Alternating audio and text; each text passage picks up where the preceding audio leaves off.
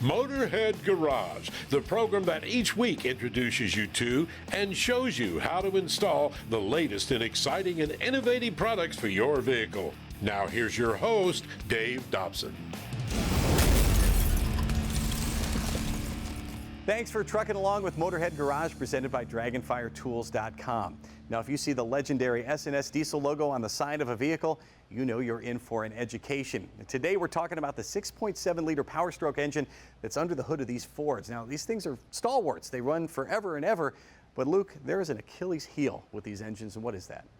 The high-pressure fuel pump is really the main Achilles heel. Like you said, they're a great truck, lots of power and lots of reliability, realistically, but they've earned a reputation for having early life failures and reliability problems with the high-pressure fuel pump that comes in them from the factory. How much pressure is running through those pumps? 2,000 bar to 2,500 bar, so you're talking over 30,000 PSI in a lot of these cases. So pressures that most of the world can't hardly fathom, that kind of pressure, right? But that's what the modern common rail diesel fuel systems live under all the time. So it is a lot of stress, it's a lot of pressure with the factory pump if everything isn't just right. They're having failures, catastrophic engine problems sometimes, and lots of expensive downtime.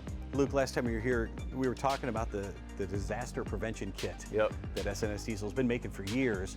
How does that work, and why do folks want to use that? Yeah, so that product we've had for years. Like you said, it's kind of cheap insurance. It leaves the factory pump in place, but it changes the flow path within the pump. So when the pump fails, it protects the injectors and the rest of the system. There's a return side filter, because when these pumps do fail, they send metal shrapnel throughout the rest of the system. So about a $10,000 repair. Yeah, at least. It's painful, and the disaster prevention kit is kind of cheap insurance. So you still have the risk of downtime of the pump, but at least the rest of the components are saved. So let's take a look and see how that works here. You have a few pumps with you here. We're going to talk about these two.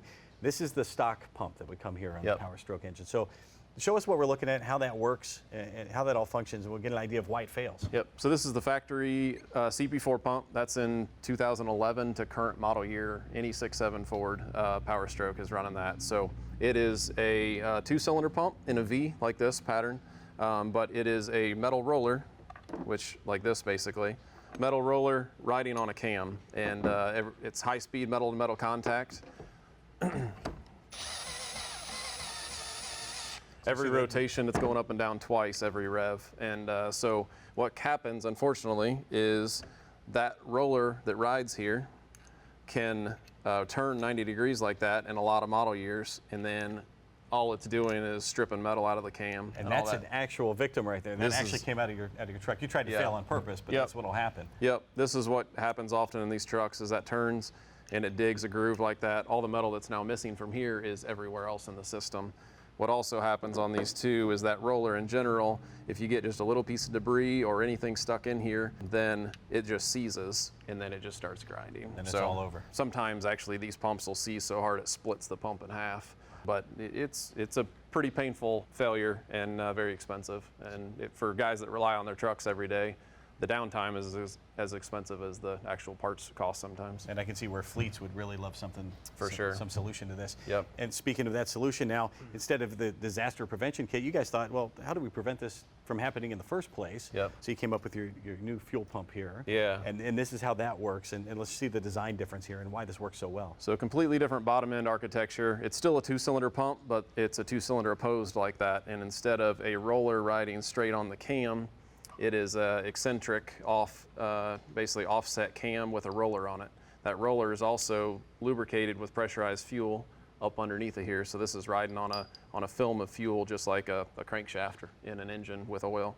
And so very little metal-to-metal parts, much stronger bottom end, and it's just less moving parts, less to fail. That just makes a lot of sense. A lot smoother operation, and just really much more robust setup. It's hard to hurt these. These are very sensitive design. And why take the chance? So we co-developed this product with Stanadyne, which is a well-known fuel manufacturer as well. This is actually a proven architecture used on medium-duty, heavy-duty engines other parts of the world. We took this, our engineering teams and theirs worked to adapt this into the Ford platform. And what years does this cover? 2011 to current. One part number we designed to cover all model years, which was quite a challenge, but it makes it nice for customers and dealers to just have one part number and they can install that on any truck that rolls in the door. That explains the circuitous high pressure lines there. Yep. Fit everything. So this is what all comes in that kit. It's everything you need to drop in. You don't have to modify anything in the truck. It's no tuning required. We went through all the trouble to get the CARB emissions compliance certification and all that as well, so it's 50 state compliant. And yeah, that's why these are designed this way, is because the different model years had different changes with coolant lines and other fuel lines and every other thing. There's not a lot of real estate under these hoods anymore, so it's a challenge to make it work, but this threads the needle to make it work on all model years. This has been in production since June of 2023, you told me, so you've had about a year with this pump out on the market. How's it going so far? Great. We've had great uptake from the market. It's been a product that they've wanted for a long time. All the Ford guys knew that there was a problem, but it wasn't until this product came about that there was a real solution for it. So we had a lot of demand for it, and it's been a real success for us and for the market to have a final solution. You're always working on new stuff at S&S Diesel. Tell us where you're coming from on this trip. Yeah, always working on continual improvements as well. So me and my engineering team were down in South Carolina with Stanadyne's engineering teams as well. Where in Blythewood, South Carolina is where this pump is produced. So keeping it here in the U.S. and we're working through continual improvements and things that we can do to make it the best product possible. Why take a chance? If you have one of these 6.7 liter Powerstroke engines, you are going to want the DCR pump from S&S Diesel Motorsports. And oh, by the way, if you have a competition truck, this has a potential for a lot more performance too. We'll return with more Motorhead Garage presented by DragonFireTools.com. While we're gone, be sure to go to ssdiesel.com.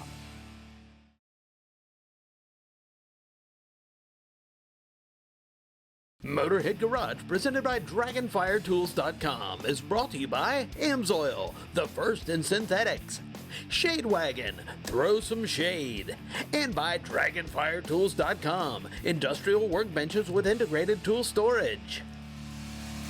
Motorhead Garage, presented by DragonFireTools.com, rolls on. Let's talk about floor mats. They're utilitarian, but they are necessary, and they're often an afterthought. So how has 3D Mats changed all of that, Kyle? Our mats are designed to not only be utilitarian, but also to add style to your vehicle. So we have our Elegant floor mats and our Kagu floor mats. The Elegant's top layer is made out of a polypropylene carpet material, and then our Kagu floor mats are made out of thermoplastic elastomer. So all weather or stylish carpet. Oh, they're both beautiful, and they finish off the car really well. Let's first talk about the Elegant. This carpet feels like what would come, with the car. With this Hyundai back here, it blended right in with the stock carpet. Yeah. How easy is this to clean compared to other floor mats that are out there? Oh, super easy. It's because it's made out of polypropylene. It doesn't absorb liquids, so if you spill anything, water, soda, you can just pour it right out. Excellent. And then what makes this mat so durable? Okay, so the mats are made out of triple layer compression, so it's made out of 3 different layers of material. The top layer on that one is the Elegant carpet material, and then the inner layer is made out of an XPE foam, so that actually adds sound dampening and adds some cushion to the vehicle. It's not going to be like a hard piece of plastic. And the back layer is made out of our patented Max Spider fibers, so those grip the carpet and make sure it doesn't slide around. And the Max Spider is really cool. This is essentially like the old hook and loop closure without one side of it. Yeah. So in what you don't really realize, you feel it, and it's not like the knobs that are on the other ones, or the nibs. The nibs, that's yeah. the word I'm looking for. It's not like the nibs you find on the other, so it's not going to ruin your carpet when you set this thing down. It's not going to grind into it and everything. But I'm amazed at how well this keeps things in place, and why is that helpful? There's a couple of reasons. Yeah, the Max Spider is designed to hold the mats in place, and because of that, the mats don't shift around, so the side walls are never going to curl over with time. We see that all the time with the form-fitting rubber mats. They always get curled, and that's when you have to get rid of them and everything. But it's also a safety thing too, because yeah, you don't want that. You don't want that getting underneath your on top of your accelerator or anything. You don't want to bunch up and everything too. So this is the Elegant, and they look fantastic. How many different makes and models do you cover with these? Oh shoot, we've got like 4,000 to 5,000 different applications. So you got a few. Yeah. So you're definitely going to find a mat that works for you. And what I like here, it's the exact way to fasten in that the OEM would be. Yeah, they come with, all the front floor mats come with our OEM eyelets, so it'll clip right into the vehicle. The Elegant looks fantastic, and so does the Kagoo. This is the one we've seen in the studio before. It's kind of hard to describe how it feels, sort of maybe a hard rubber feel to it. The top layer is made out of a thermoplastic elastomer, and it's got a carbon fiber pattern on it. It's not actual carbon fiber, but it's designed to look like it. And it looks amazing. And how many different makes and models does this cover? I think around 6,000 different vehicle even models. more there with the Kagoo. And same as with the Elegant here on the Kagoo, you still have the Max Spider on the back. Yep, which is same triple layer compression. Gotcha. Yeah. And in 3D mats, you're not just about floor mats. You've also got other stuff going on. As we see in the back of the Hyundai there, tell me about the cargo liner there. So our newest types of cargo liners, they cover the cargo area, but some of them also now have our integrated seat back protectors. So it actually goes up the third row of the vehicle. If you have your third row up, you have your third row down, you'll still be able to protect the entire cargo area. That's great, because my solution is an old moving blanket, and it doesn't always work very well when you're taking stuff in and out. And I know this is going to stay in place with that Max Spider backing on it there. Now, we talked a little bit about cleaning because the Elegant here has the polypropylene, and that cleans right off. How do I clean the Kagoo mats? Oh, some light soap and water, and then if there's anything that's stuck in the mats, you can just do a light brushing. Also, you can power wash them. Very cool. Now, how do I know if you have a mat for me, for my vehicle? Just visit our website. You can input your year, make, and model, and it should pull up all of the mats and products that we make for that particular vehicle. And besides the mats and the cargo liners, what else do you have at 3D Mats? Outdoor products, we've got roof baskets, we've got cargo carriers, outdoor activity sort of things, bike racks, that sort of material. What's your main focus there? I know your customer service is a big deal for you guys. Mm-hmm. How important is it for you at 3D Mats to have satisfied customers rolling around with your products? We want to make sure that our customers love us. So we've got a dedicated customer service team that answers questions. You can send us emails, you can ask. We've got a chat feature on our website, so if you have any questions, you can ask them. We have a 3-year warranty on all of our floor mats, so if there's any problems, just contact us, and then we can look up your order number and then probably ship you a replacement. Hey, you may think floor mats are just floor mats, but once you see mats from 3D USA, you are going to love them. These things are the real deal, and they're going to last you a long, long time. 3dmatsusa.com. We'll be right back with more Motorhead Garage presented by DragonFireTools.com. Do not move.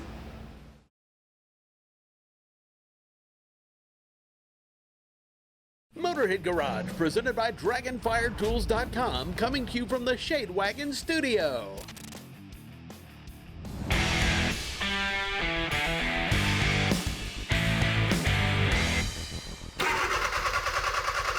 Come on. You guys know it takes 3 things for an engine to run: spark, fuel, and compression. Obviously, we're missing one of them. Let's talk about spark and what generates the spark. Welcome to this AMSOIL Tech Tip. We're talking about the crank and the cam position sensors. When it comes to crank sensors, there's usually 2 types, sometimes 3, but let's talk about 2 of them. The first one is an analog signal, which is an AC generated signal or a magnetic pickup. I can show it to you on this old distributor right here, and when you spin that around, this is actually creating a magnetic pickup and causing an AC signal. And a lot of newer cars, well, we're actually shooting it here on this tooth ring, and as we go around on the tooth ring, it knows exactly where the crankshaft is, and if you see right here, you actually have this gap. That's the number 1 cylinder, so it knows where to start. Now, another type they use is called Hall effect sensors. This is pretty cool. So this Hall effect here just kind of goes through these 2 elements, and what it does, it cuts either a 5-volt or 12-volt reference on and off. So it's a DC voltage on and off. Better yet, I got it for you right here. You can actually see it. There's the actual sensor down on the trigger wheel, causing it to fluctuate as we go. You can see the variable reluctor, which is the magnetic on top. That's an AC signal from a positive to a negative voltage. Down below is our Hall effect from an actual on and off signal, 5 volts, telling the computer where it is so the car will start. Here it is in action. Here's our Hall effect. Now you can see the Hall effect down there. That would be the crankshaft. And as the crankshaft is spinning, you can see the oscilloscope over there.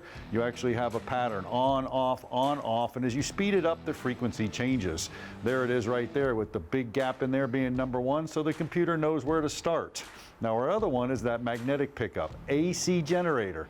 So we spin that around, and when that spins around, you can see it once again on the oscilloscope. That's an AC signal, positive reference high, negative reference low, and that one's also susceptible to actually gap.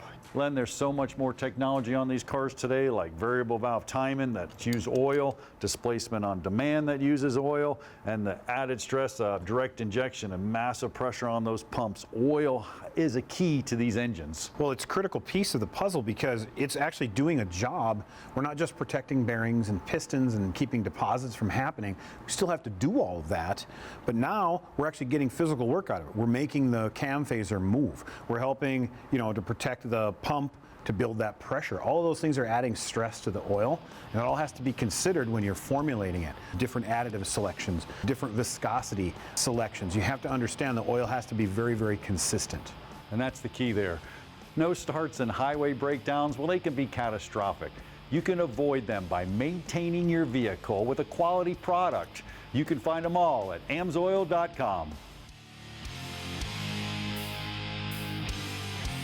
We found our paintedautoparts.com Motorhead of the Week in Hollywood, Maryland, that is.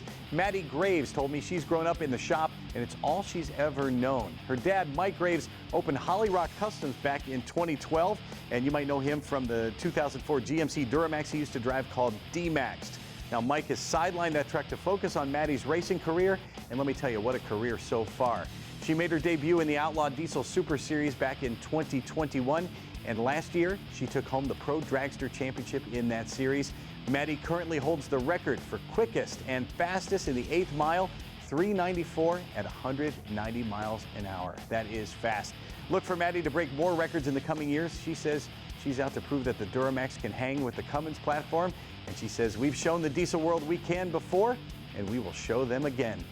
Maddie Graves is the paintedautoparts.com Motorhead of the Week, and you can be the Motorhead of the Week as well. Just go to motorheadgarage.tv and tell us your story. Keep an eye on the telly because Motorhead Garage, presented by DragonFireTools.com, will be back in just a few.